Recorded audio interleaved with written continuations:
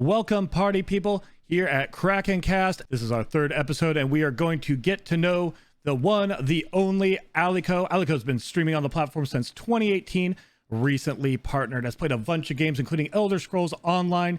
Should be an exciting and insightful interview.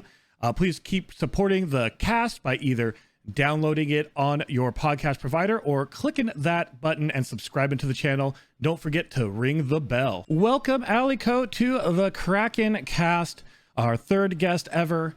Allicoh, for those who don't know, is a Twitch streamer, been streaming on the platform for a number of years, recently partnered, part of the ESO fam. Welcome, everybody. Give a warm Kraken Cast welcome to Allicoh, everybody. How are you doing, Allie? Just to kind of start things off, just kind of taking a look at Twitch tracker, can see that you started streaming all the way back in July of 2018. What made you decide to get into streaming? That seems so long ago. Also, I guess I missed my stream anniversary. I honestly wasn't really keeping track. What got me into streaming? Honestly, a friend that I played RuneScape with just randomly one day was like, "Do you know what Twitch is?" And I was like, "Not really." They're like, "Oh, you should check it out and start streaming on it. I think you would have a lot of fun doing that." And so I was like, "All right, what do I need to start streaming?" So I put together a really, really jank setup. I didn't have a mic. I just had like a $15 headset and whatever Logitech camera everyone starts off with. And kind of just started streaming RuneScape. And then here we are. Awesome. Yeah, everybody has to start somewhere. So at what point did you kind of transition from looking at this as a hobby into something that you were kind of taking more kind of on a professional level, or considering it more like a serious thing versus just doing it as a hobby? I guess like a year and a half ago, I started to see like my community start to grow. And at first, when I first started streaming, I didn't even have a Discord. I didn't really have a place for anyone to gather other than my stream, and people expressed an interest in wanting to hang out like off stream and chat and connect that way. So that just started to really take off. So I figured I need to put more effort into my streams and be more consistent, and put out, I guess, good content that people would like. Not that I guess they didn't like it before, but I definitely would just come on, be like, "Yo, what's up?" Stream for like an hour and then call it a day, not really know what I'm going to do that day on stream. But when I started to see people really want to know, like, "What are you up to in this game?" or "What do you think about this?" I needed to put together like a more concise schedule and routine behind it. Awesome. So you'd say just kind of the mindset kind of switched over the years as you were kind of doing it more routinely, started kind of getting into this mode where people were asking more, the community was growing, and it made you go, "Hey, I really want to invest more of my time and my resources into this." Awesome. And then so kind of since you have been streaming over such a long period of time, multiple years now, what were some of your kind of initial goals, and how have those like shifted and changed over the years? Oh my gosh, my stream was so jank. Like, I didn't even have goals. I would just come online. I didn't post on Twitter. Like, I had an account on Twitter for whenever I made it when it first released, but I never really had a plan or a schedule or anything. I would just be like, "All right, I'm just gonna go live and see who comes to show up." And for a long time, it was streaming for like 2, 3. I remember peaking at like 10 viewers, and I was like, "This is sick." So I guess as it come along, like now I have more of an idea of what I want to do. I have found what I really like in streaming. I really like connecting with other people, and especially through video games and MMOs. Like, I love MMOs. And finding Elder Scrolls Online in this community, honestly, just very recently, a couple months ago, has really made me want to double down on that community aspect. So does that answer your question? I kind of forgot the question. No, that really does. It was about how your goals have changed and evolved And you did bring up a lot of interesting things there. I definitely want to talk more about MMOs and games here in a bit, but I want to kind of stay on this this trend of growth and things like that. You mentioned obviously as growth happened, that's when you took it more seriously. Yeah, for the longest time, kind of hobby streaming averaged between 10 and 15. And then you can see here in 2020, around August, you were averaging 30. And then since then, you've been just on a very steady incline, being at an average of 116 actually back in July. So while there's a lot to be said about dealing with the plateaus, I'm curious how you dealt with that rise as you were kind of finding your niche, finding what you wanted to do and focused on your content. How did you handle the growth since it's been pretty tremendous and pretty steady over the last year? Oh God, for plateaus, like consistency is key to trying to overcome that. For a long time, I guess when I first started, and then before a year and a half ago, I would want to stream, but like life would get in the way, or I just didn't have the energy or mindset to stream that day. And that's where I saw the most, I don't know, fluctuation between like dipping way down into like the lowest I've ever been to like getting stuck at a cap. Like, how do I break out of this, one like viewer count? And it's just consistency. I started to really hold myself accountable for a schedule. And then also it's so hard. I still do it now, but not looking at numbers. Like I still do it and it still definitely gets to me, but trying not to pay attention to the amount of people that are in my stream and more so the people that are in chat and there for me.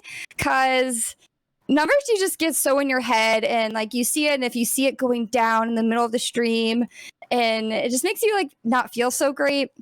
So trying to not look at that really helped because it helped my attitude and my mood. And I was just like focusing on me and my friends that were in chat. And that's where I found breaking out of that like stalemate of, I don't know, non-growth. And then also kind of finding the type of streamer I wanted to be. I guess you could see in some of my earlier clips, I don't know what the heck I'm doing, but also I don't know, I would describe myself as cozy, but a little bit chaotic. And when I first started streaming, I was not cozy. I was more, I don't know. I can't describe it, but it like wasn't so much me and my personality. So finding things that I wanted to do and not be peer pressured to do certain things in a game that I'm playing or to do something a certain way. When you mentioned like finding your niche, for me it was like not finding my personality, but bringing my personality out on stream and not being scared to be like, actually, I don't want to do that. We're going to do this today. And like being confident in what I was doing. So yeah, doing that and then focusing on being more consistent, doing things I want to do, even if it meant that viewership was down. Ultimately, just cultivating a close-knit, like positive community, kicking out anybody that wasn't so positive or wasn't here to just have a good time.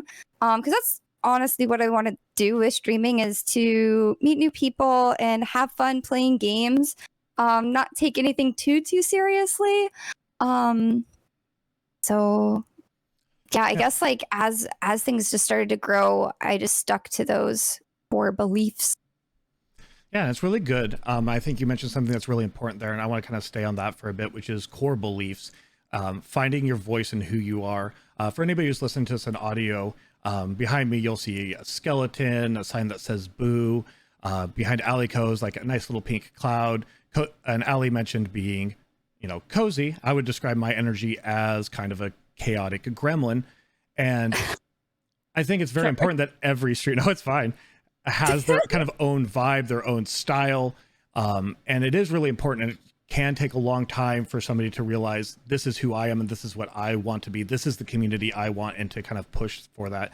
So to kind of go off of that cozy energy, after you found your style, after you kind of found, what it is you wanted to present, those like who you are as a streamer, who is that now? What is your style now?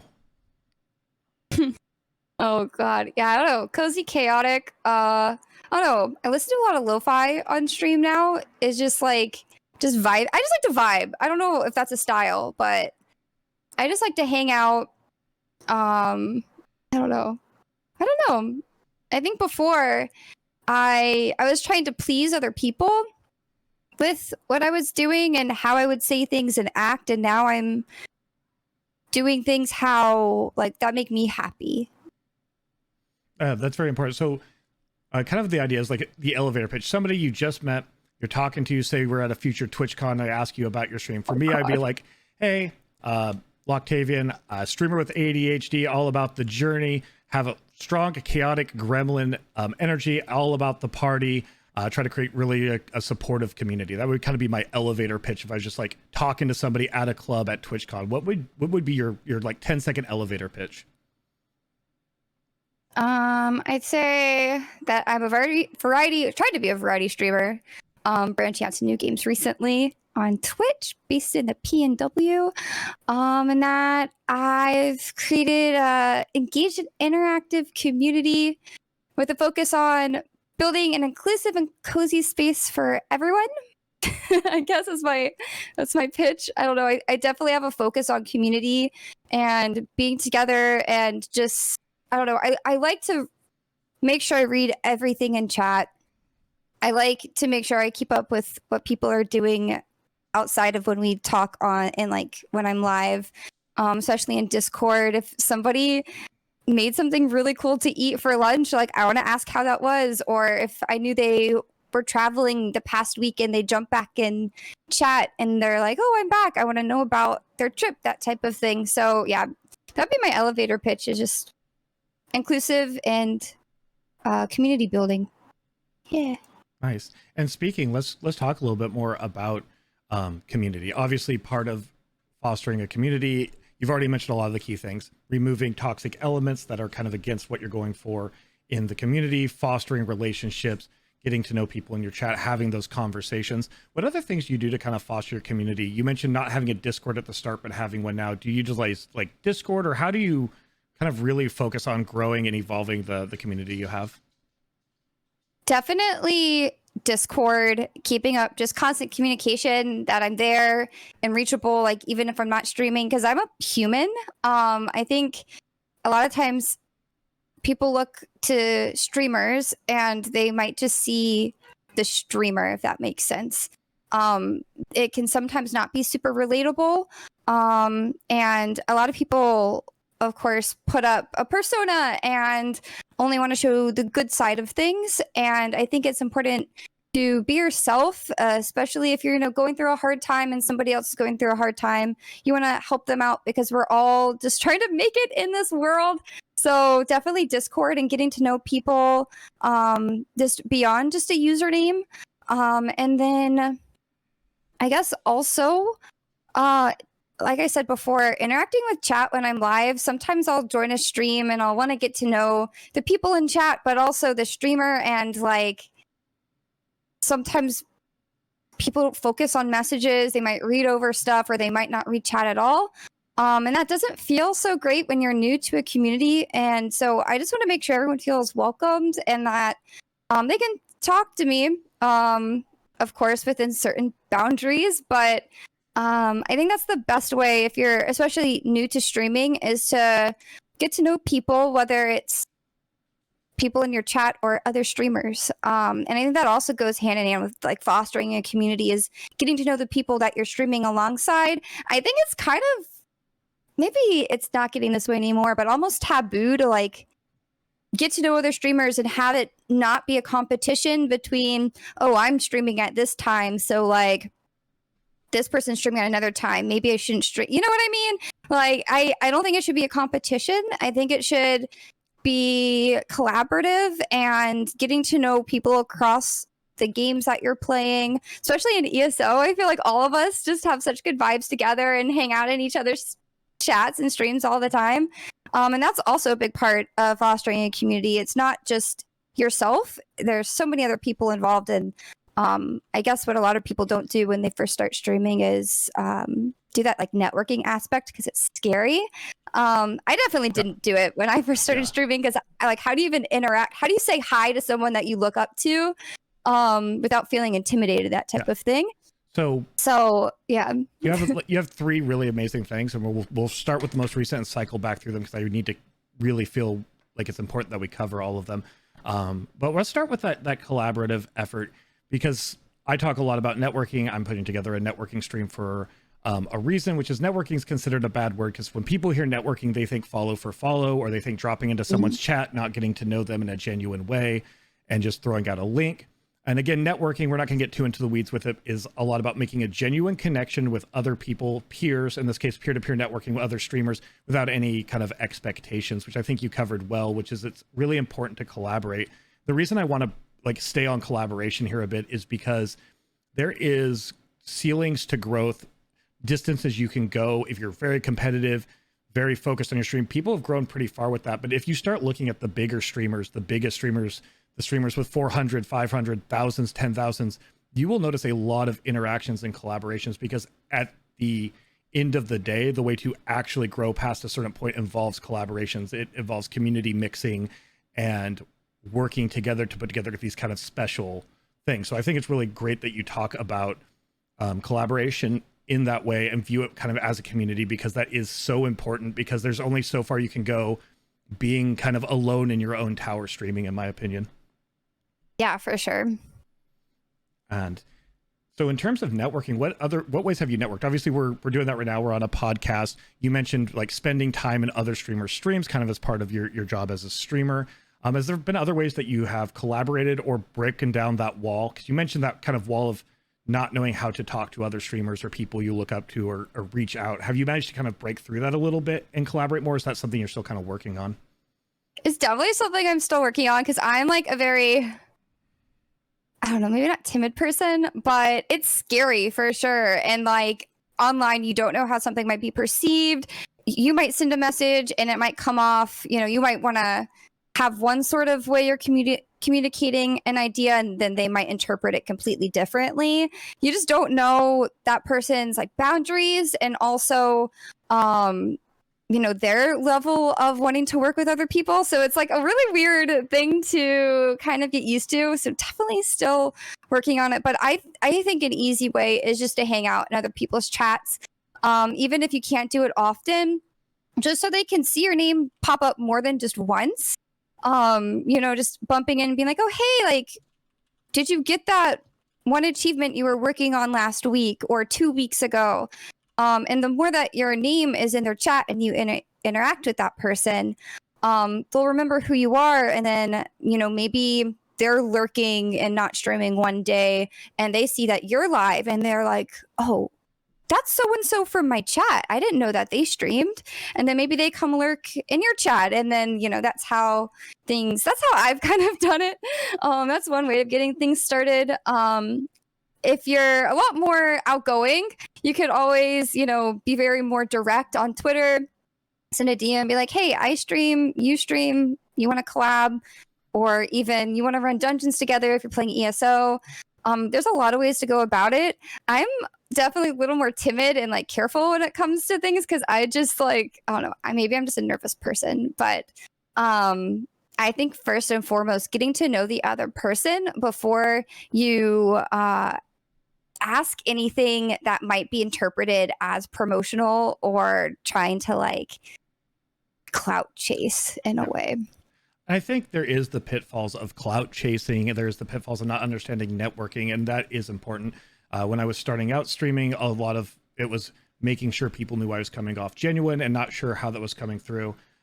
For me, I eventually just got to a point where I watched this video by a big streamer named Ludwig Ogren. Ludwig, basically in this How to Be a Big Streamer video, was mentioning about collaborations and how collaborations came to be. One of the ones he points out is J+1, who's a musician, took some sound clips of Dr. Disrespect on stream, put it together in a song, posted it to Dr. Disrespect's Discord, and now they collaborate on a lot of different musical pieces. And I really kind of like resonated with that, because a lot of it is providing value. Is when you reach out to somebody to collaborate, just saying, hey, I want to play games with you is probably not going to cut it. But if you reach out, like you said, in a genuine way, you've been part of their community, they've seen you around the community, you've gotten to know them on some level as a peer without any expectations. It's a lot easier to reach out. It was easier for me to reach out, for example, to start with like KJ for my first podcast. And now it's really easy for me to reach out to like yourself, who's on this podcast, because I've gotten to know you. I've watched your stream.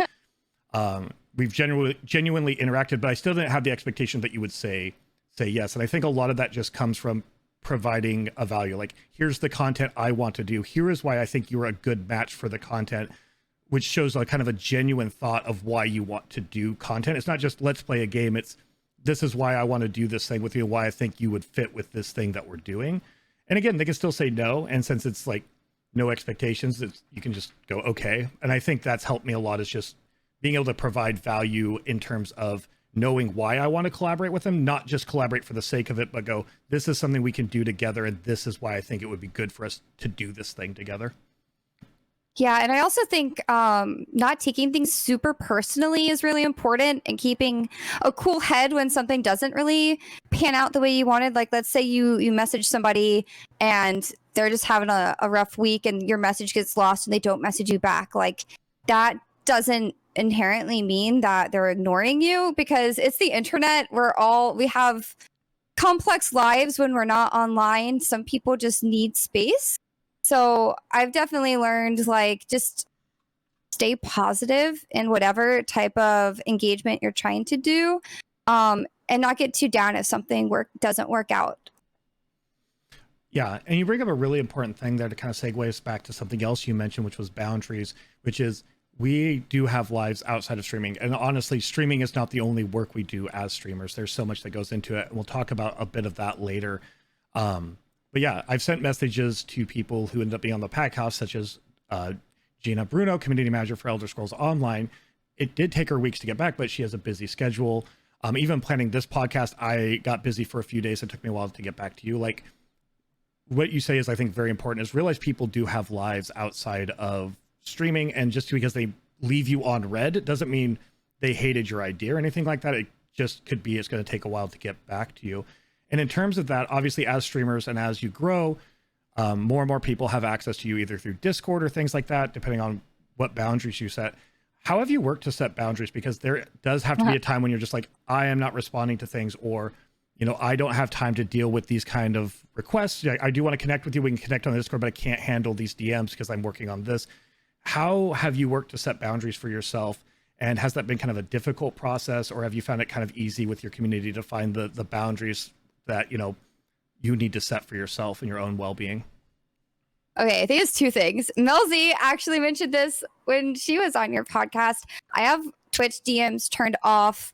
I make my like level of access very small, just to get ahead of, you know, spam messages, toxic messages, to shield myself from some of that negativity, because it definitely happens and it's very jarring when it does happen. And then the other part would just be to be very direct in how you want to be communicated with, and the type of communication you're okay with and not okay with. Because I mentioned before, talking about how you're feeling and relating to someone's very important, especially with growing a community and getting to know the people in your community. But this is like a whole other topic too. But sometimes lines are crossed, and if you're not okay with that, you need to be very clear and say, this is a little too much information. I'm not very comfortable with this. I'm not the right person to talk to about this. However, I want you to feel supported and that I'm here for you, like that type of thing. It's a very weird line to walk because there's a lot of gray areas in that. But I have found, like when I was first started streaming, I didn't know how to handle that very well, because like genuinely you want to help that person and you want to make sure they're okay. But at the same time, like if it's causing you stress and you're not a professional in any of that, you know, this type of topics, you don't want to give the wrong advice, because everything is very, you know, your point of view. It might not be super relevant to them or be very helpful, or even impact them negatively. So now, as I have been more active with streaming and more focused on it, I'm just very clear in what is okay and not okay. And I make sure my community knows that if you talk about these topics or these types of things, it will be deleted and I am not going to respond. Yeah, I think you brought up two things there to kind of touch on when it comes to boundaries. One being trauma dumping, people coming into chat or into Discord and dropping trauma. And while that doesn't happen super often, given the nature of my community, bringing ADHD awareness, I always have to kind of preface like, hey, this is anecdotal. This is my experience. I'm answering questions based on my experiences, but I'm not a professional. And the second thing is when somebody trauma dumps, being able to go, here is a resource for what you're talking about. This is not the place for it. I'm not a medical professional. You need to talk to a professional. And I have links on hand in case that happens, like it has happened in the past. So I'm like, here is lines you can call to talk to a professional, but this isn't the place for it. And I think it's very good that you already have that in place, which is having lines for this is not okay. The other thing you kind of touched on is the concept of basically the parasocial relationship. Well, definitely through streaming, I've made friends with people in my chat. I've made friends with other streamers. It is very easy when we are the ones communicating, sharing our lives, answering questions, for people to form what they feel is a much deeper personal connection with us, whether that just be as friendship or romantic or things like that. And that's another part I think boundaries are important, is making sure people understand the difference between the parasocial connection they may have with you as a streamer and the level of connection that like is okay. Just curious, have you ever had to deal with any of that kind of like parasocial relationships where people have kind of conflated and assumed they had a much deeper connection with you than they actually have due to the nature of how streaming works? Yeah, a few times, and it's never easy to deal with. It's always hard to find the right words to get your point across to someone, because it is like two-way communication still, and you never know what's going through that person's head. Like, they might truly feel one way. So just making sure that what you want to say is coming across how you think they will best interpret it. And if it's still not getting through, unfortunately, like Robin Chat has the bonk emote. Yeah, you just like, you got to shut it down. Like, you can't waste all of your energy trying to deal with something that may or may not get fixed if it's causing you super stress. I've gone from trying to get it to a conclusion where both people are happy, but sometimes you can't make everyone happy, unfortunately, and you have to do what's best for you at the end of the day. So yeah, Banhammer is strong in my chat. Something that was brought up by Asmongold on his alt account, I actually clipped it, that I thought was really insightful, kind of regarding doing what's best for you and doing what's best for your chat, is some people, a small percentage, might come in and expect you to do certain things with your content, or expect you to have to do certain things, or kind of mend what you're talking about or not talking about to them. And the way he mentioned it was, it's true in this line of work in streaming, the customer is always right, but the customer is not the individuals, the small percentage. He said 400 out of 20,000. In a case of a smaller streamer herself, like 3 or 4 out of like hundreds. They're not the customers. The customer is chat itself. So it's making sure that you're doing what's best when you're creating content boundaries, and what you are willing to accept and not accept based on chat as kind of an entity, the community as its own entity, not as the individuals. And it sounds like you kind of have a really good handle on that. I wanted to bring that up because I thought it was super insightful to, not ignore the individuals within your community, but go, this is what's best for the community. Even if there's these 2 people demanding this thing, they are 2 people out of 100, and I need to do what's best for the community, not what's best for these individuals. Yeah, and when you're first starting streaming, it's hard to do that, because I mean, when I first started, you're streaming to like 5-10 people, maybe even less. And if you lose one of those people, like that feels like a huge loss. But at the end of the day, like, your community is a reflection almost of yourself. Like, you're crafting your community. And even if it seems difficult to be able to separate yourself from a bad situation, even if it means one less viewer, I think it's so important, because in the long run, it really, really makes a difference. I always called it, I learned it from watching you, Mom. And what I mean by that is when you go into a community and you're new in a community, you see how people interact with the streamer. I allow a certain level of trolling, and people can see that and go, okay, we control it kind of a certain level here with the streamer. If you go into a different stream, you might see absolutely no tolerance for trolling. It'd be like kind of learn it from watching the community. So in the quest for numbers, if we allow people to treat us poorly, or we allow them to behave in the way we don't want our community, other people are going to come in and think this is how I interact. I want to interact with the streamer. I want to interact with the stream. And they might start molding themselves after that. So I think you're right. And it's really hard when you're new. One of the first things I had to do when I was 10 average viewers is we had someone cheating some early giveaways I did, and I had to remove them from the community for creating duplicate accounts to do that, because as much as it hurt to lose 10%, 20% of my viewership by doing that, I didn't want to set a precedence where it was okay to kind of take advantage of the community. So what you're saying is very, very important, and it's hard, especially when you're smaller, but you set the stage. You also set the stage for people watching that and going, this community allows this, I don't want to be there. So in the long run, I think you get a better community by just willing to swing the ban hammer even when you're kind of starting out and have the smaller numbers. And also definitely goes without saying, like, surround yourself with people that you want in your, what is it, like, the phrase is like, surround people that you want to see yourself. I'm so bad with phrases. People that you would want to be like or be inspired by. And that is like so true when you're finding people to mod for you. Mod Squad is just like, I love my mods so much. I would consider them all my friends.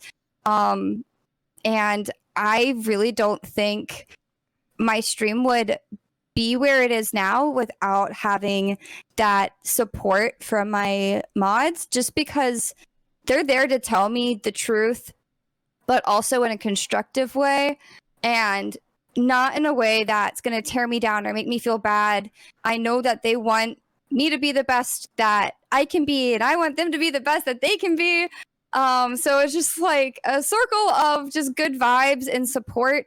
And especially if you're first streaming, you don't want to have mods that are hard on trolling if, trolling isn't your thing, or are lax on when people say sus stuff in chat that's like kind of on the border between being okay but not okay. You want somebody to really realize right from wrong and what you want out of your stream and community, because without that, like, you're kind of on your own. It's like you're like sailing by yourself, and that can be really, really hard, especially when you're trying to grow. Mods are a very important part of your community, and like you said, they become your friends. They're people who can really handle things, and they understand from watching your content over time what you do allow and don't allow, or can ask questions, or you can communicate with them privately, like, okay, we're gonna kind of crack down on this. And they really help set the stage, especially when you start growing, because obviously, just like you, I try to respond to everybody in chat, but it can become difficult during things like podcasts. We can't respond to chat, so having mods that can say hello when people come in becomes super important. And I think mods are the backbone and the brace of every like streamer. So I'm glad that you kind of shouted that out, because I think everybody's mods are super important to being able to manage any level of growth. Because otherwise you have to be so hyper focused on so many things. Being able to even offload a little bit on them is such a relief and a great thing to have. So kind of, we've talked a lot about community, we've talked a lot about growth and networking and things like that. Before we jump into the games of things, I do have one more question I love to ask, which is, do you have any inspirations for when it comes to streaming? A thing, again, I always cycle back to the Ludwig video because it's a recent one on growth, mentions having 3 to 5 streamers or other people that you are inspirations. Not that you're going to copy, but that inspire you in some way. Like for me, Ludwig is a huge inspiration in how he utilizes music and humor and light trolling with his content. And I have a bunch of other inspirations, such as Sweet Anita, who brings a lot of awareness to Tourette's. And that's something I want to do with bringing awareness to ADHD. So I have those kind of inspirations that kind of influence my content. Do you have any inspirations like that? Oh gosh, I would have like a long list probably, but of course my mind goes blank. But to that, I'd say stick out in my mind before I started really dedicating a lot of time to streaming. Star Dancer, she used to stream or streams a lot of ESO, now broadening out to variety content. She is so sweet and her community is just amazing. I look up to everything that she's doing and how she interacts and handles her chat and stream and everything. And then also Katsin, she does the most hardest content ever, like hard mode, ultra hard mode, everything. Is just so talented at whatever she plays, but handles everything with grace. And I think that's so important, especially when things can get really toxic when you're trying to break into a very competitive game or a game where there's a lot of elitist point of views. Just being able to keep your cool and do your own thing and still be yourself is so important. So at the top of my head, those are two streamers that I look up to. But there's so many more. Yeah. It's good to have a few though that kind of just like kind of guiding lights, and obviously I have a ton of inspirations as well. When we're talking about like your content, like starting in 2018, your growth over the last year, just kind of taking a look at the games you played. You mentioned you started with RuneScape, and I can see you do have 486 hours streamed in RuneScape. You have 380 in Elder Scrolls, which you've mentioned a bunch. It looks like over the course of 2021, you did a lot of Elder Scrolls Online, but you also mixed in a lot of looks like Animal Crossing and Pokemon and things like that as well. I'm kind of curious the transition of going from old school RuneScape, going from that RuneScape into the kind of the Nintendo, Pokemon, and Animal Crossing games and the Elder Scrolls. What kind of led to that transition in your content? It was 1000% the people I was surrounding myself with. I love RuneScape so much. I went to RuneFest in 2019. It was honestly the best thing ever. And even though I'm not playing the game anymore, I'm still going to go to whenever they have their next RuneFest because I've met amazing people through the game. But a lot of that community is not so nice, not so constructive, especially the way that the ESO community is. Like, ESO community is just mind-blowing, especially for an MMO. So I finally realized that this wasn't what I wanted my community to be. This isn't what I wanted to feel every time I went live. I started to dislike getting really nervous before I went live, not even wanting to play games offline. I think it's still important to play games offline, even if you're a streamer. Shouldn't always just be online.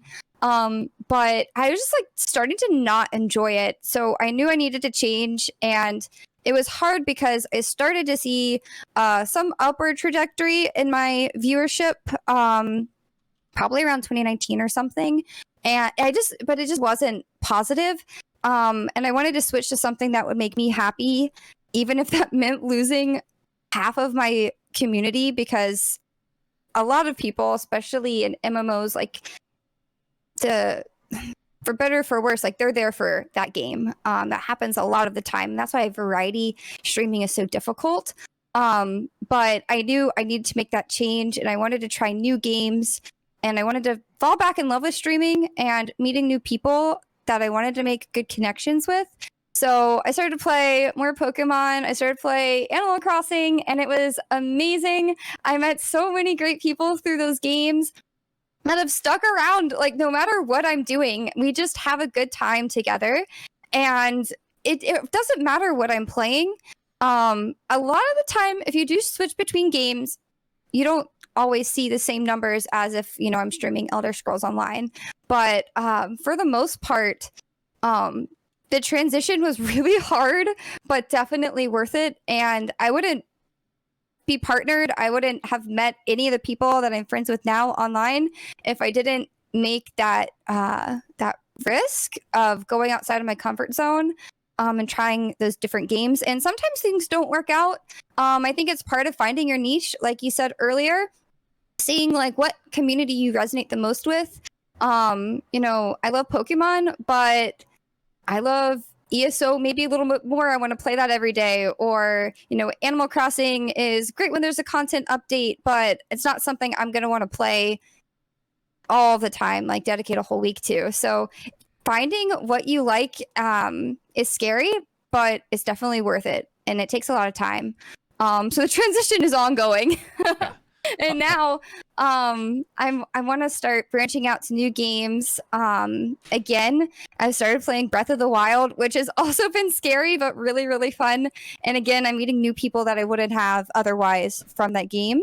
So yeah, if anybody's like worried and they're streaming and they're new and they've been streaming one game like ESO forever, and they're like, oh, but I kind of want to try like Hades or Genshin, you should just do it for a week and see what happens, because you never know, maybe your stream will take off that way. Something you covered a lot of things there again, so I'm going to kind of circle back through a number of those. I do want to talk a little bit more about Elder Scrolls Online before we move on to some of the other tangential topics. What is it about streaming an MMO? You did do stream RuneScape originally. Now you're streaming a lot of Elder Scrolls. What is it about MMO content that allows you to still have that kind of connection with chat and with your community in the same way? Because when you're doing games, say, I'll use an example of games I've streamed. When you're doing a Dark Souls 3, when you are focused, you are focused on the boss. And I know sometimes that happens in ESO. People have focus face. I don't do trials for that reason. But even with trials, they're not as kind of intense as those like intense moments in like a Dark Souls. So I found it a lot easier to connect with my audience, no matter what I'm doing. Stopping and smelling the roses, I call it, which I picked up from just watching Vindalia, which is, you can just walk in circles in town if you're having a conversation and people adapt to that. But I'm curious, what about MMO content works for you and your community? Because it seems like a lot of what you've done, be it RuneScape or Elder Scrolls, has been kind of MMO based more than anything. I think at the core of my gaming interests, I just love the character building, skill building aspect. So that's what draws me to MMOs. But comparing RuneScape to ESO and why I love Elder Scrolls Online's community is it's so freaking collaborative. In RuneScape, it's social, of course, but PvE doesn't truly exist. You can't run trial. I mean, you can in a way, but it's not the same thing as running a 4-man dungeon, running a like organized trial with X amount of people. And in ESO, you're really able to put that collaborative effort into action and rally people together and share exciting moments. I have a dungeon squad and with ESO, and I love them to death. Everyone's so positive. We could lose a hard mode for like 4 hours. We literally did this last week with Vet Fanglair. We were not getting any wins. It was straight death every single time, but we still had a good time, more or less. And we're just so positive and uplifting, even though we were clearly not succeeding in what we wanted to do. And that in itself is just so valuable in a community, especially when something can be super competitive, really high stress. If somebody's new and doesn't understand how to do something, having a game that has a community that wants to show you how to do it and not tear you down while you continuously fail is so refreshing compared to some of the other types of MMO experiences that I've had. Oh, that's interesting. Thank you for sharing all that. That actually answers one of my other questions, which I was asking about MMOs in general, but that kind of covers why ESO over other MMOs. Something I do want to circle back to, though, is you're talking about other games, and I think it's really important. So I am a numbers person. I'm an analytical person. I don't have my view count on when I stream. I don't want the extra stress. I want to broadcast the same if I have 10,000 people or if I have 10 people. I just want to be able to broadcast at the highest level. But afterwards, I do analyze my numbers. And something about doing anything is if you want to do something for the long run, you have to give it 2, 3, sometimes 4 months to analytically see if it sticks. For example, when I started doing the podcasts, with my original podcast, Tavern Talks, and now with Kraken Cast, they now maintain the same numbers, sometimes higher, maybe a little lower, but they're in the same ballpark of numbers I pull for all my Elder Scrolls content. But originally they took a huge dive because it was a chance. And if I had just jumped ship the minute I saw, oh, that stream had bad numbers the first time I did a podcast, I wouldn't be there. So there's kind of two things. I want to touch on setting down roots first. Like, when you want to branch out away from your game, I found that it's important to like let people know, hey, I'm setting down roots in this game. I'm staying part of Elder Scrolls Online. This is my main game. I'm going to do it. but we're kind of setting up roots in this other type of game, and we're going to do it. And I'm going to give it a few months while we're doing Elder Scrolls in that, and give a chance to kind of build up the community there, versus the other thing, which is sometimes you're just going to be a tourist. And Ninja 614 says something I think is really important about being a kind of a tourist, which is, you know, the number's going to be down, but hey, I want to check out New World. I'm just going to check out New World a couple times. You let your community know. You kind of go into, in my case, into New World. But you're not going there to get new people. It's not like setting up roots where it's like, we're going to have 2 main games now. It's, I'm taking the community who wants to check this out with me to check this out, not expecting kind of growth. I'm just curious what your experiences are with growing, because obviously you get focused initially on getting to partner, your numbers get up, and then it becomes very easy to get pigeonholed. It goes, I got my numbers here by doing Elder Scrolls Online. I had to kind of stay extra focused on Elder Scrolls Online because I was close to partner. And then I know a lot of people get there where they just feel pigeonholed, like scared to branch away. So how do you get over being pigeonholed and either tourist into another game, or even consider setting up roots in another game along with Elder Scrolls? I like to think of it as, even, you know, number fluctuation is normal. As much as I see it happen and I like want to cry a little inside when it does happen, it's normal, especially if you're trying something new. And I think what's great about trying new things, even if you're just going to play it 1 or 2 times on stream, there might be somebody that comes by your stream and those 1 or 2 times and really has a great time and wants to keep hanging out, no matter what game you're playing. And whether that's just 1 or 2 or 3 people, those add up over time. And that's what builds a really strong community. So whenever I'm trying something new, what I'm doing now, trying to play games that I've been having my eye on for a while that I've been too scared to play, but now I'm finally playing. If I see low numbers, I try for it to not get to me, and think, I'm going to meet somebody new today or tomorrow or the next time I play this game, and maybe they'll stick around. And I think having a positive mentality rather than, oh, I have to continue to play this game because, you know, I'm all about the numbers and I want a high viewership. I don't think, well, can be successful. You have to have fun at what you're doing. And if inside you really want to try something new, you should do it, because then you're kind of in it for the wrong reasons and you're going to get burnt out. And that's just not fun for anyone. That shows in your energy on stream. Whether you notice or not, I definitely have been in that mindset before, and I watch my VOD back over and I just think to myself, wow, I just should not have streamed today. Like, I should have just done what I wanted to do instead of stream something that I was kind of half wanting to do. And then also for like transitioning games, you kind of have to go into it with the mentality of, you know, the numbers will be different. Setting your expectations lower than what you want them to be, which sucks. But that way, if, you know, your goal is to get 10 average viewers playing a new game, but instead you come out with 20 average viewers or 30, like, that's awesome. Whether it's 10 or 20, both are great, but kind of not expecting the same results and having it be a slow progression, at least for me, helps make me feel better about if I'm trying something new and it kind of fails. Yeah, so, and that's why I like to say the 3 to 4 month thing, is because I don't feel like even numbers that low are a failure. And I think a lot of people run away from it and go back to what's safe often. And that's why I think being transparent with your community is really important. I generally break down my community into 4 quadrants. I say quadrants because I have seen streamers do something that I think is very unfair and I disagree with, which is rank their viewership.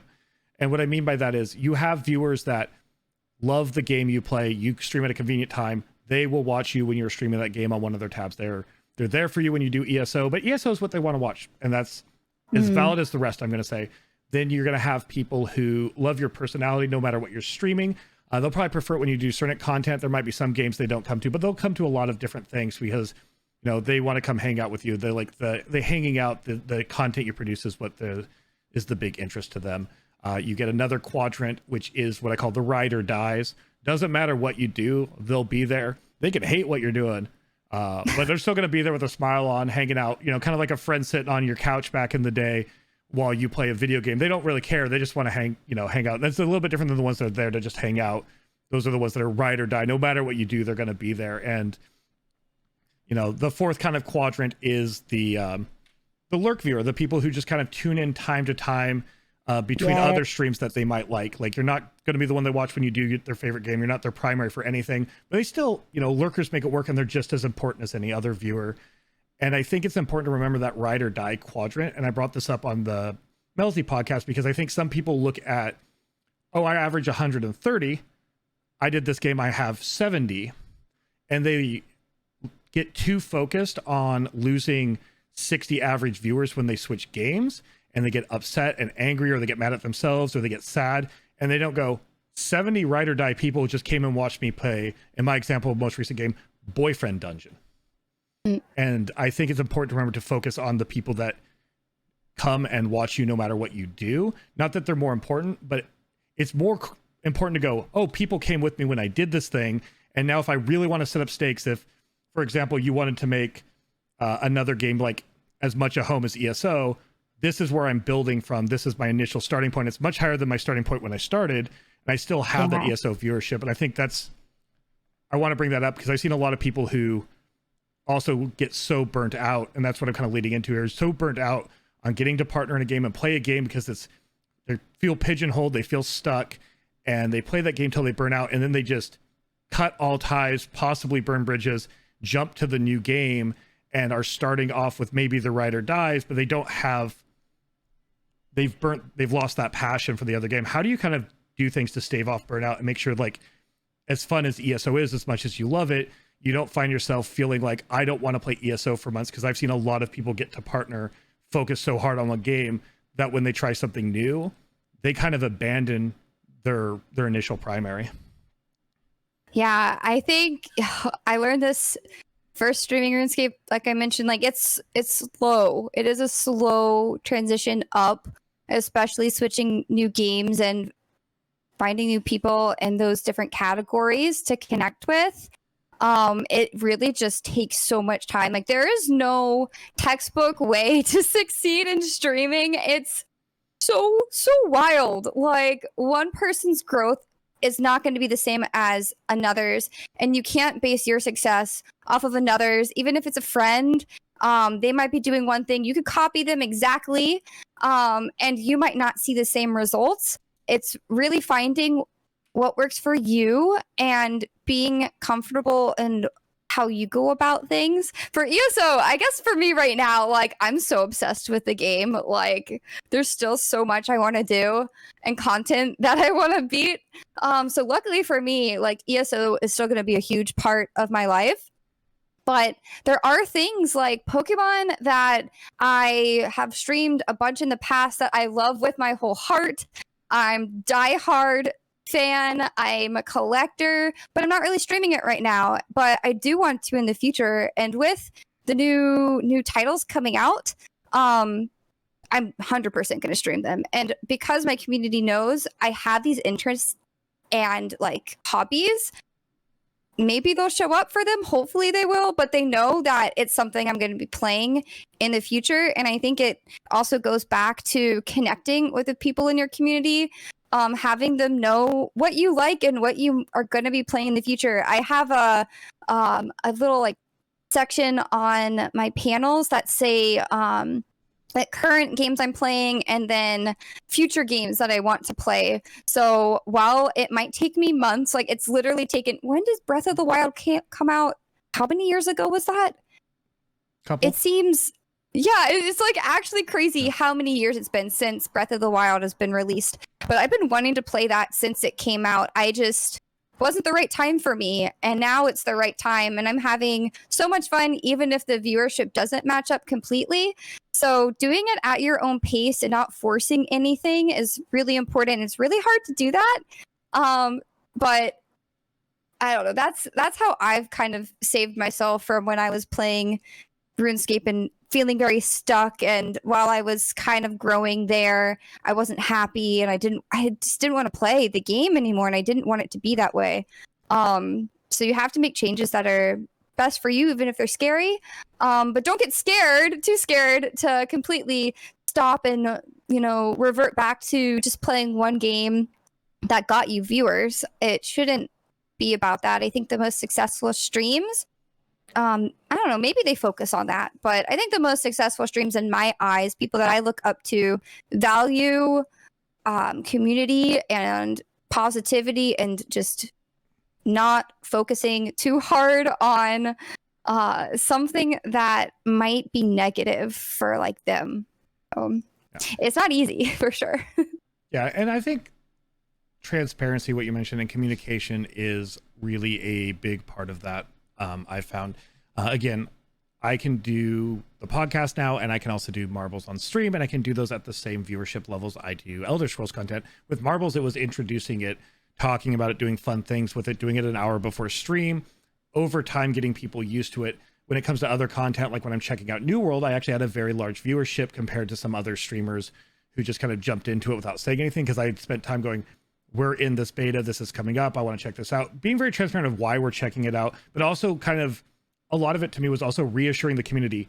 I am adding some salt, some pepper, a little oregano. We're adding some seasonings to the content. Maybe we find a game we love so much that it becomes a second staple, but we're not abandoning Elder Scrolls Online. We are not stepping so far away from it. In fact, by going with me on this adventure, putting on your duster, grabbing your adventures pack and going on this adventure to this other game with me, you're going to see me come back to Elder Scrolls with fresh ideas, new takes, and come at this fresher. And even just doing a day where I played 4 hours of Marbles and 4 hours of Boyfriend Dungeon last week, just getting outside of the bubble of ESO and doing that with about 80 people, even though it was smaller than my normal numbers, revitalized me. And I was able to come back and bring that back to the people who are only there when we do ESO. So they benefit from that also. So it is scary, like you're saying, but it's sometimes you have to not be scared. Like the one ring never gets destroyed if Frodo's too scared to like head out with Samwise to Mount Doom, right? So you got to look at your ride or dies as your Samwise Gamgee, and you just got to grab your potatoes and kind of go on that adventure. Yeah, I mean, yeah. I feel like you can be scared, but just close your eyes. Yeah.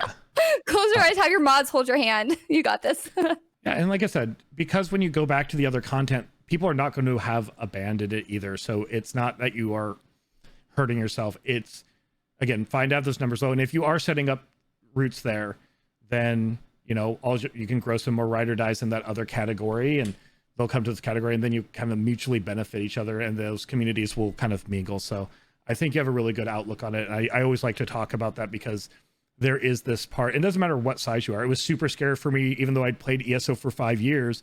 I was a few months into streaming and went, I don't think I'm going to stream ESO. And then I just kind of took a chance on it. It became such a staple part of my content. But there would be no podcast, no Marbles.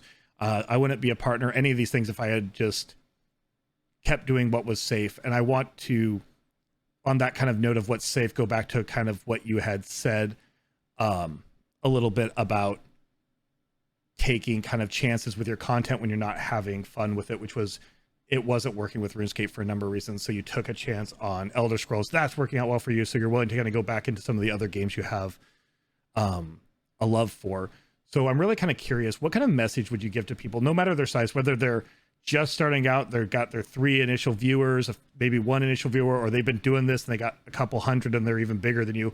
What kind of advice would you give to somebody about, keeping your passion and making those kind of changes? Don't let anyone force you to do anything their way. Figure it out your way first. Because if you let people push you around, you're ultimately not going to have fun. And I find for myself, I don't learn that way. I need to learn through failing and doing it myself, even if it's completely not the right thing or very inefficient. I'm eventually going to find, all right, this is maybe not how I should parse this way. Like maybe I am missing a bunch of my light attacks, that type of thing. But if you just completely disregard your own comfort in how you want to progress and learn, and you let people do it for you, like nobody's going to be happy. So stick to your guns and be confident in how you want to do something, because it's your stream, it's your rules, and you shouldn't let anyone make you feel bad if you're not doing something the right way. And if they do make you feel bad, they're not welcome in your community. Like, they shouldn't be there. They're not there to support you. So yeah, definitely do things with confidence. Find people that lift you up instead of tear you down. Even though it might mean making hard decisions on who stays and who goes. And it's really important to mention that streaming is a marathon and it's not a sprint.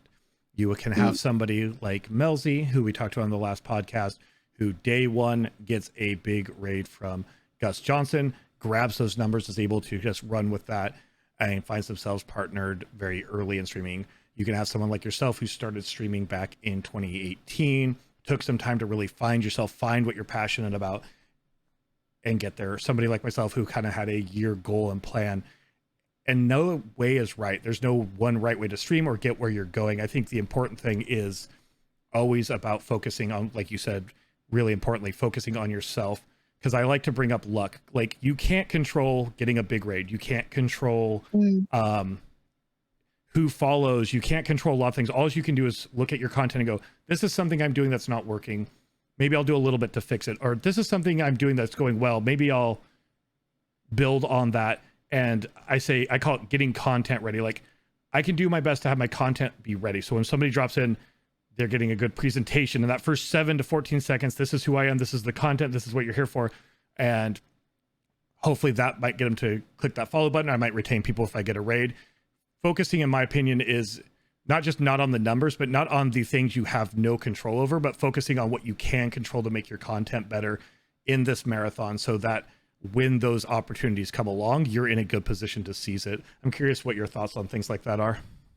Totally. Streaming is like, so many things can go wrong. So there's like, you don't know how you're going to react if you get rated by 2,000 people, 3,000. Like, you have no idea. Me, I think I would probably just laugh and not know what to do, but that's okay, because I would watch that VOD over and know, all right, next time this happens, take a deep breath, explain the game you're playing, talk about what you're doing before everybody showed up. It's definitely a learning process. If your stream disconnects like a million, sorry, Melzy, can I call you out if you disconnects a million times? Don't let it freak you out. Like, your community's there for you. Keep trying. Don't get discouraged. Try to solve the problem so it doesn't happen again. It's happened to me like a bunch of times. If your audio's whack, like, don't end the stream because your audio sucks. Try to find a creative way to get around it. In the meantime, there's so many road bumps that happen on someone's streaming journey. You honestly don't know what you're going to do till it does happen. But the best way to fix it is just learn from what happened and see if there's anything you can do to make it better for next time. Yeah. 100%. And again, I think you've brought up a lot of really good things about focusing on yourself, about cultivating your community, making sure your community is what you want it to be. And I think that obviously shows through in your growth, getting to partner this year and kind of continuing to grow and expand past that. So the last thing I really want to talk about, since you are a partner streamer on Twitch, is there is this goal that I see people have, which is the partner push. And I did mention to my community, hey, I'm going for partner. Our numbers are there. They said they're going to check again in a few weeks, but I never wanted to do what I consider a true partner push, because I think that puts so much weight on your community to be there versus the weight on you to just keep doing what you're doing and growing. It also puts this kind of concept that partner is not a milestone or a goal that opens up some doors for you, but this end point. Because I've watched a lot of people push for partners so hard that they never actually recover as a streamer. They never recover in terms of how they make content or wanting to make content, because it was this finish line. And that's what I also mean about it being a marathon. So as somebody who has kind of achieved that milestone of becoming a partner, how do you keep your eyes on the future, on your personal growth, on your content growth, on your community, and keep moving forward after getting partnered? And what would you want to like kind of share that with people who are not quite partnered yet? Because there's a lot of questions I've been asked the minute I got the check mark, such as how do you get partnered? And that answer is going to be different for everyone, but I think it's important for people to hear how a content creator after getting partnered continues to push forward, because that says a lot about what you need to do even before you get there. Yeah, I think it's about goal setting. Partner is not, I mean, for some people it might be the finish line, that might be what they're working towards, but it's only just one step on somebody's streaming journey. There's so much beyond partner. Like, let's say you get partner, that gives you, I don't know, you got the check mark, you're verified. That is amazing. What can you do with that? Who then recognizes you with this check mark? Brands do. Collaborations happen, sponsorships happen. There should be more goals to set up past that mark. Like, how do you grow your stream and your performance even beyond that? Doesn't have to be number based, because a lot of the times people don't, I mean, numbers are somewhat important when you're pushing for those types of collaborations and sponsorships, but people look at the type of community you're cultivating, what message you're trying to spread to Twitch or any of your other platforms. Have you done charity work before? That's another huge milestone, which is very scary. I did my first charity stream this past year. Those things continue on your progress, and it definitely doesn't just stop at partner, but you do have to put in some work to plan how do you want to have people be even more engaged. How do you want to get people even more excited for the things that you're working on? Sometimes it's merch, like, okay, you made this milestone, maybe now's the time to create something for my community as a thank you, to continue on that support that you got from them, giving it back, that type of thing. It's definitely hard to do because, I don't know, after reaching partner, you're like, wow, like, we did it. What is next? Sometimes you don't have a clear path forward, but just thinking of small things of ways to better your stream, even if it's sound alerts, getting new emotes, things that get your community excited and also get you excited for your own content, I think is so important. And I know a lot of people, when they reach partner, feel this imposter syndrome. I've definitely felt it, and it's weird, and it's like, do I even deserve this? Like, what? I can't believe this even happened. What do I even do? Getting past that and thinking through, all right, I did get this check mark, but what does that actually mean? And how can it help me do even cooler things? Yeah, for me, the check mark is about opening doors. People see the check mark, you're partnered. Again, what I always bring up, though, is why I bring that up. And I think what you're talking about is goal setting, because it was a goal. It's a goal. But for me, it was because there is going to be, when you rise towards partner, your numbers are going to get to a certain point. You're going to be able to apply for partner. People like to be there for these huge milestones. So you're going to see a dip right after you get partner. Not a huge one, but I think everybody experiences a little bit of I call it the post-partner dip. Some people don't, but some people do have a little dip. But then you kind of keep going forward. And if you are only focused on not setting goals and partner, then if that's what you want, if you want to be a 100 viewer streamer or whatever, that's awesome. But you need to be able to go like, how do I now segue this? How do I use these new tools, these new doors, these new networking opportunities to keep growing? If that is in fact your goal. Like, and I think a lot of people who are pushing for partner also want to continue to grow. And I think you have a very good mindset towards growth, and that's great. And I also like, the last thing before we kind of do a little rapid fire is you did already bring it up, which was imposter syndrome, which is we are directors, we are talent, we are promoters, we are marketing, the list goes on what we have to do for content, to the point that we look at people above us at certain points and go, oh, that would be cool if I was there. And then when you get there, it becomes very easy to go, when's the other shoe going to drop? Or say you have a particularly low week. Like even I dealt with it like a couple weeks ago, my average dropped even doing ESO content to 80. And that was a huge drop for me for just a week before it popped back up the next week. But during that week, I'm like, oh, here it is. Everybody realized I'm a fraud, I'm a phony, and had that really strong kind of imposter syndrome. And I think a lot of streamers deal with that. So who do you go to? What's your support network? How do you get past this kind of viewpoint that it's easy to get into as a streamer, that I somehow tricked people into being a partner, or I somehow bamboozled people to be over 100 viewer average. Like, what do you do to get past that imposter syndrome, realize this is my hard work, this is my community, this is where we're at, we did this, versus I don't deserve to be here, which kind of comes with that imposter syndrome feeling? Having a good support system, for sure, whether that's your moderators or if you're part of a stream team, is a great way to counteract that. I'm part of a stream team, The Nest, and while we're a small team, everyone is very supportive. We share a lot of the same problems or questions, whether someone's partnered or not partnered, or has been partnered for a very long time versus me that recently got partnered. We can talk about things and make it not so taboo. I think a lot of the times it's hard to admit that you had a low week and it feels really bad, and you don't want to trauma dump. You don't want to bring your problems onto someone else that might not want to deal with them, because it's hard to gauge like online what someone's comfortable with for you venting. But having people that you know, like, hey, I just need to vent for a second. I don't know what went on with this stream. Was there anything I could do better? Or, wow, today was really rough. Like, have you had a time like that? Having people to say it's okay and maybe do this next time. Or, yeah, like, I've totally had that happen. Don't worry about it. It happens to everybody. Like, hearing those words can do so much and help your confidence when you are feeling kind of stuck. Stream teams, I would say, if you see a group of streamers that, you know, are squatted together and you see applications open, a lot of the times they post it on Twitter. Don't be scared to apply.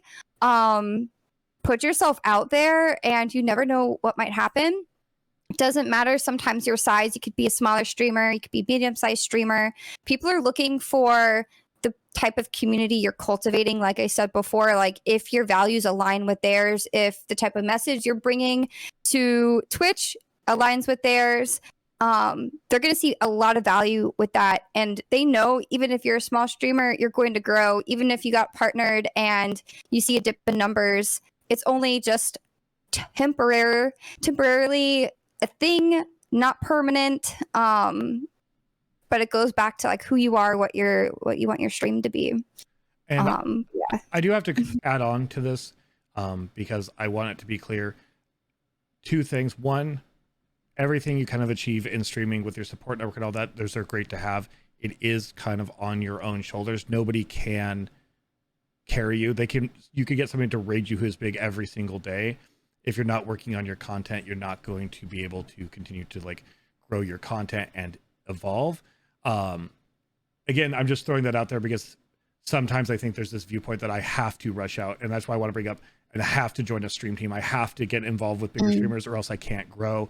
And be very careful, just like networking, just like getting to genuinely know people in communities, getting to genuinely know people on these teams before saying yes and looking at them, because Twitch is a minefield. For every community over competition streamer you find, for every person who's setting up roots and is there to support other streamers, you have stream teams who are just created to feed the partnered streamer who created the team, or are just there to basically benefit one or a small group of people over a larger group of people. Again, I'm part of the Mini Munes. I love the stream team. I'm part of Allicoh's, part of Nest, a great stream team. There is great stream teams out there, but it really is important, just like networking, to join one of those teams. They need to know you anyway when you apply for them.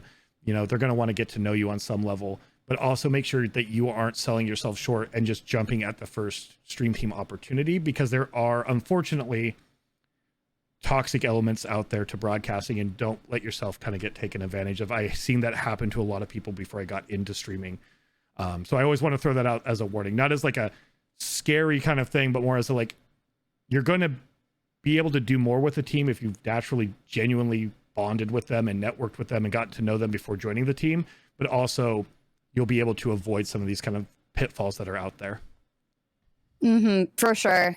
Also, like, depending on your intentions, ultimately when you join a team, there are some that just, there's like 200 people in a team, and it's like, oh, cool, you can say you're part of a team. That's great. But where you'll see the most value is really, like you said, connecting with those people, having the same goals, people that want to lift you up and see you do well and take the time to get to know you. That's where you'll see success with teams. And don't feel discouraged if you don't get accepted for the first round of applications. I definitely have had my fair share of declines when I first started applying for stream teams. But I also was selective in what I was looking for. And sometimes it doesn't work out, but eventually you'll find people that are happy to have you and would love to have you on their team. So not to say it's an end goal thing or something you should rush to do. Just do it when it feels right. Or if you see a group of people that you really look up to and it's an opportunity, definitely take it. Don't wait for things to come to you. Like you said, Loctavian, you have to make it happen yourself, whether it's scary or not. Exactly. And again, there is a lot of other teams out there. So there are some teams that are out there that are just for being support networks. There are some great teams. So I just want to make sure I'm talking kind of about the stream teams that are about content creators connecting with content creators, about making content together or supporting each other. There is also stream teams out there for people who are neurodivergent or are queer and things like this. And those might have a lot bigger memberships, but those are about being in a shared safe space to talk to other people who share those backgrounds. So again, there's a lot of great teams. I just want to make sure people are taking time to kind of vet those. So we're gonna do some quick rapid fires before we kind of wrap up the main Kraken cast here. And then we'll do some aftercast Q&A from the from chat. So rapid fire question number one. Oh God, okay. In Elder Scrolls Online, what content do you most like to do? I love doing vet content, anything that has hard mechanics to it, with a challenge to overcome with a group. That's definitely my thing. Awesome. Which is your favorite Daedric Prince? I don't know. Is it bad if I don't have an answer? No Daedric Prince is perfectly A-okay. What is the best generation? As somebody I saw who does have some background in Nintendo games, what is your favorite generation of Pokemon? Gen 3, easy. Gen 3, easy. Okay, another good Pokemon question I love to ask people who are into Pokemon.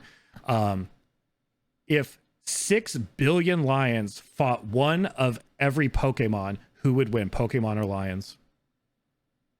Pokemon, easy. There's 6 billion lions. 6 billion, yeah. Do lions have special abilities? No, they just roar and claw sometimes. Right. Quick, which game are you the most excited for that's coming out here in the next year or two? Elden Ring.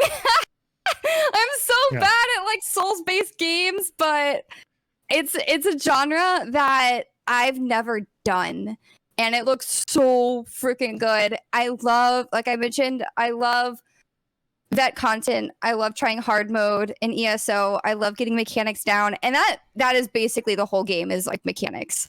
So and it looks so good. So very stoked to see that. Oh, I'm very, very excited for Elden Ring. And if you're interested, if you're getting Elden Ring on day one, I'm trying to get other streamers to stream with who want to maybe race how well we can do at the game, just as kind of a fun little squad thing. Oh God, yes. I might be dead last in that, but it'll be a strong last. Strong last. Couple quick food-based questions that we always ask here. Is a Pop-Tart a ravioli?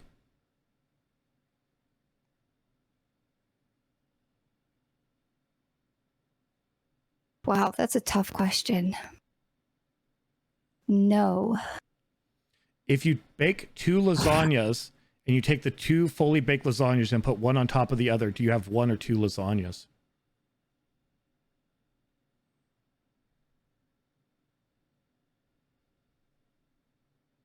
2. 2 lasagnas. Hey, yes. Someone else, Solidarity and 2 lasagnas. I'm moving on before you change your answer. Think it's 2? Do you think it's 2? I think it's 2, and everybody says it's 1. So fundamentally, it's 2. Yeah, because there's a crust on the top of the other lasagna that separates the 2 lasagnas. Exactly. Oh, do you with a double cheeseburger, is there 1 patty or 2? There's 2 patties. There's 2. Yeah. There's 2 patties. And we're going to move on before your answer changes, because it's the first person's ever agreed with me on that question, like ever. Final food question. 2 questions, 2-parter. 1, can pineapple go on pizza? If that's what makes you happy, it can. Does pineapple go on your pizza? Pineapple does not go on my pizza. And what is the best toppings for pizza? Cheese. Cheese. Perfect. Awesome. Thank you so much for those questions. Once again, this has been the wonderful, fabulous Twitch streamer Allicoh. We talked about Elder Scrolls Online, growing a community, and just kind of the ins and outs of that. It's been a great experience. I want to say thank you so much for being on the podcast, Allicoh. Hey, this is a lot of fun. And go ahead real quick, and you can find Allicoh at twitch.tv/Allicoh. That's ALLICOH. What do you have coming up? Shout yourself out. Playing a lot of Zelda Breath of the Wild. I had my first playthrough last week, and I'm looking to play more on Thursday. And then more next week, maybe even like twice a week. But yeah, just branching out to new games.